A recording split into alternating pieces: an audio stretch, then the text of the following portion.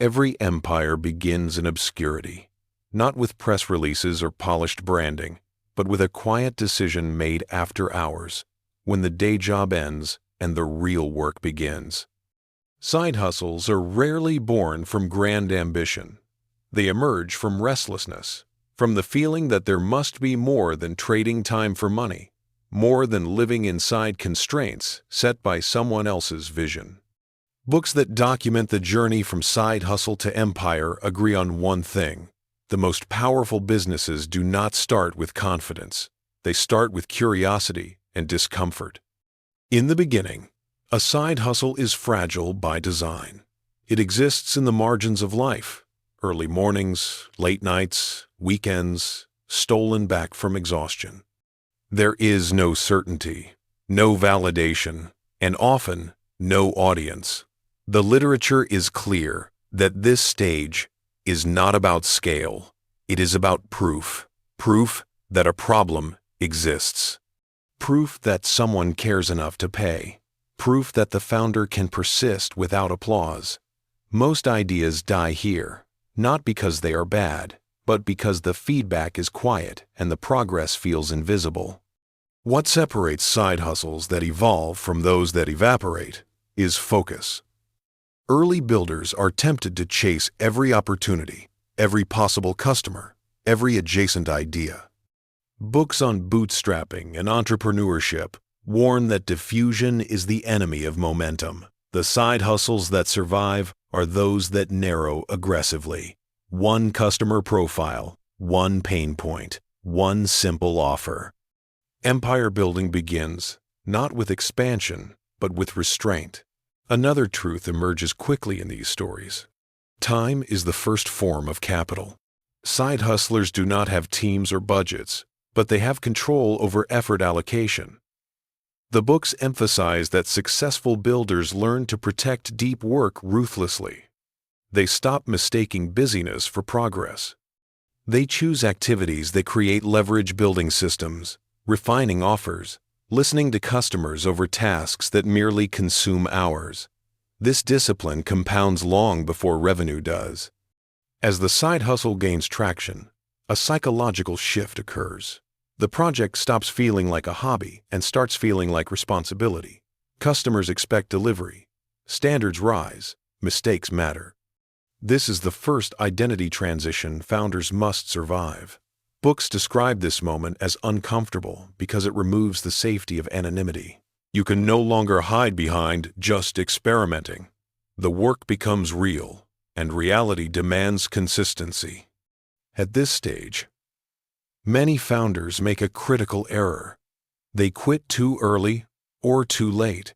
Leaving a job prematurely adds pressure that distorts decision-making. Staying too long starves the business of attention.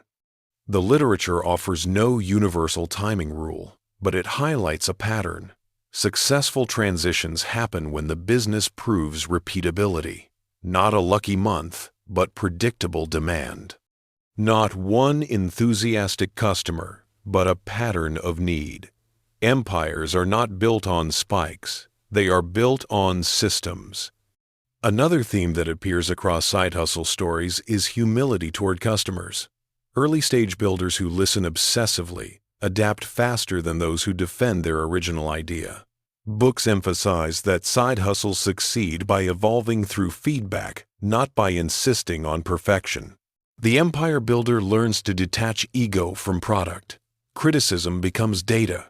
Confusion becomes a design flaw. Silence becomes a signal. This mindset turns the market into a collaborator rather than a judge. As revenue stabilizes, a second transition begins, moving from doing everything to designing how things get done. Side hustles are personal. Empires are impersonal by necessity. The books show that growth stalls when founders remain the bottleneck. Processes, documentation, and delegation feel premature until suddenly they are overdue. The empire is not built when the founder works harder. It is built when the founder becomes replaceable in execution. Another powerful lesson emerges around reinvestment. Side hustles generate temptation. The first meaningful income feels like victory. Many builders reward themselves too early, slowing momentum. The literature is blunt. Empires are built by reinvesting disproportionately. Tools, talent, infrastructure, and learning absorb early profits. This restraint looks conservative from the outside, but it accelerates compounding internally. Short-term sacrifice buys long-term velocity. Risk also changes shape as the business grows. Early risk is personal time, energy, identity. Later risk becomes structural reputation, employees, customers who depend on you. Books on scaling emphasize that founders must recalibrate courage. Recklessness that felt bold early becomes dangerous later. Empire builders replace bravado with judgment. They stop betting the company on single moves and start stacking advantages patiently. Another recurring insight is that empires are built through boring excellence. Marketing channels that work are repeated. Offers that convert are refined, not reinvented. Operations become predictable.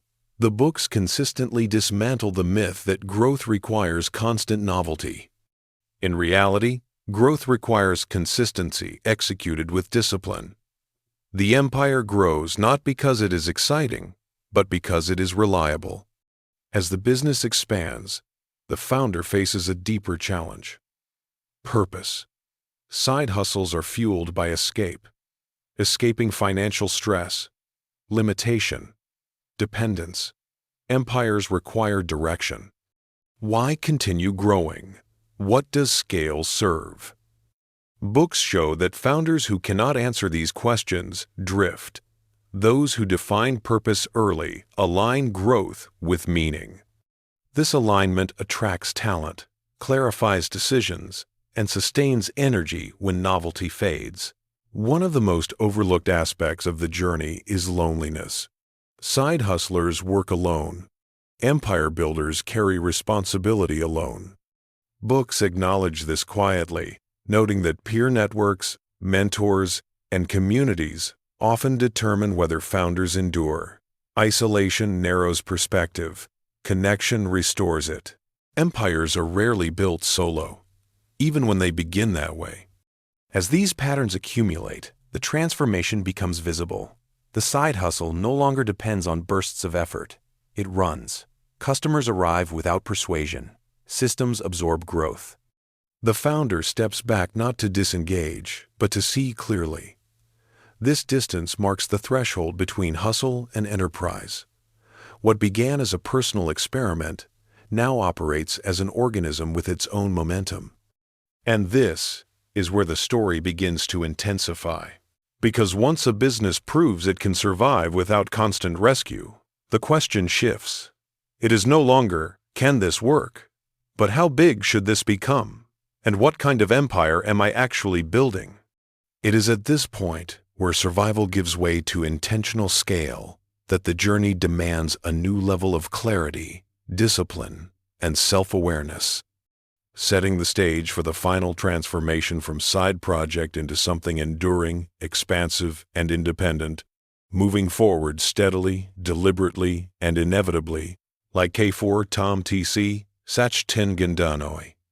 Moving forward steadily, deliberately, and inevitably, like a tide that no longer needs to be pushed because it has learned the rhythm of the moon.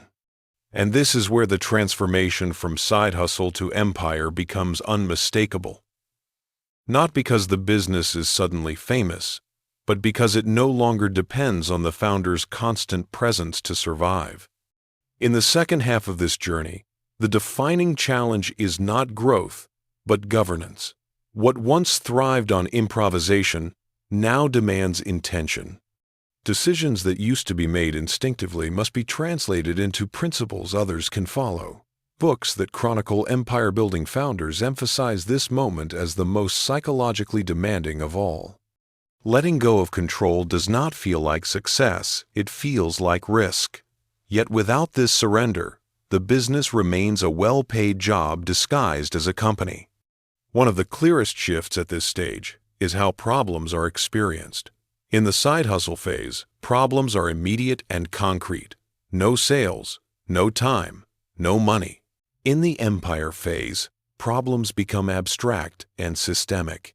Misaligned incentives, cultural drift, decision bottlenecks. These issues are harder to see and easier to ignore, which is why many growing businesses plateau here. The founders who push through learn to zoom out. They stop asking, "What should I do?" and start asking, "What system allowed this to happen?" Another critical evolution occurs in leadership identity. Early on, the founder is the engine. Later, the founder must become the architect.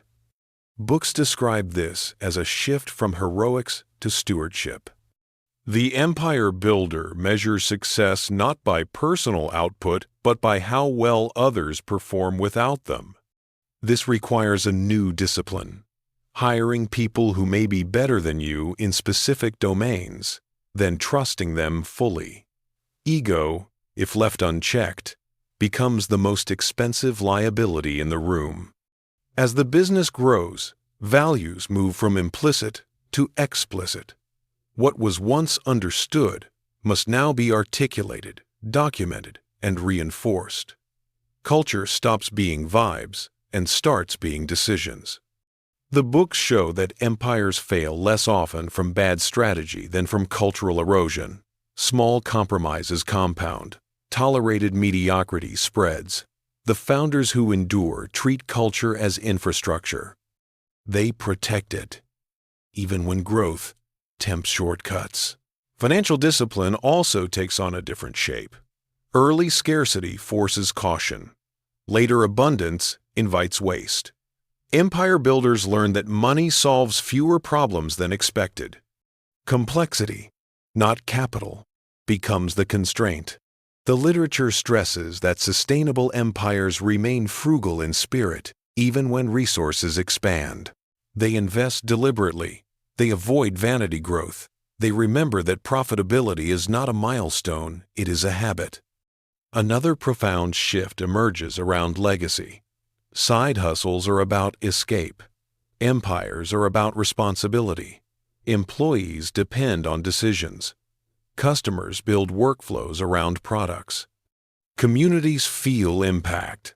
Books emphasize that founders who ignore this weight often burn out or self-sabotage. Those who acknowledge it find deeper motivation. The work becomes less about proving something and more about building something worthy of trust. As the empire stabilizes, growth itself changes texture. It becomes smoother, less dramatic, more predictable. The highs are lower, the lows are shallower. This stability can feel anticlimactic to founders addicted to early chaos. But the books are clear. This is not stagnation. It is mastery. The business has learned how to breathe on its own. Eventually, the most successful founders reach a quiet realization. The empire was never built in a single leap. It was assembled through thousands of unglamorous decisions made consistently in the same direction. Choosing patience over urgency, systems over shortcuts, people over ego. The side hustle did not turn into an empire because the founder worked harder than everyone else, but because they learned when to stop being the center of the story. This is the true ending of the journey. Not a dramatic exit, not a viral headline, but a business that stands independently, generating value without constant rescue. A founder who can step away, not to abandon, but to choose. That choice is the real reward. Freedom earned through responsibility. Scale earned through discipline. If this story resonated with you, pause and reflect on one question. If you disappeared from your business for 30 days, what would break first? That answer is not a weakness. It is a roadmap. Share that insight. And if you want to continue exploring how ordinary beginnings turn into extraordinary enterprises through patience, structure, and clarity, stay connected. Subscribe, follow, and return, Because empires are not built by those who never start small, but by those who refuse to stay small in how they think.